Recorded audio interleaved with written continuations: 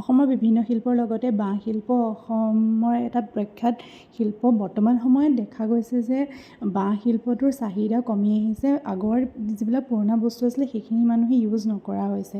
মানে ডলা, খৰাহী, পাচি এইবিলাক যিবিলাক সাধাৰণ বস্তু ডে টু ডে লাইফৰ ব্যৱহাৰ কৰা বস্তু আছিলে সেইখিনি মানুহে এতিয়া ব্যৱহাৰ নকৰা হৈছে।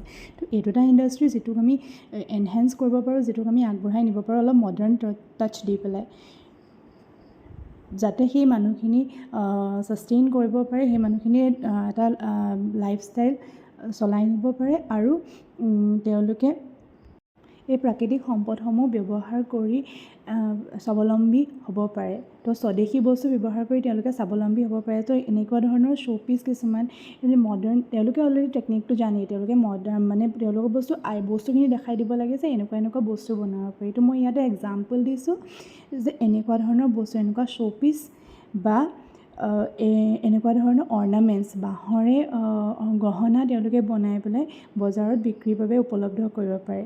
তো এনেকুৱা কৰিলে তেওঁলোকৰ সেই শিল্পটো আকৌ নতুনকৈ উজ্জীৱিত হৈ উঠিব বুলি মোৰ ধাৰণা হয়, যিটোৱে তেওঁলোকক স্বাৱলম্বী হোৱা, স্বদেশী শিল্পৰ দ্বাৰা স্বাৱলম্বী হোৱাত সহায় কৰিব।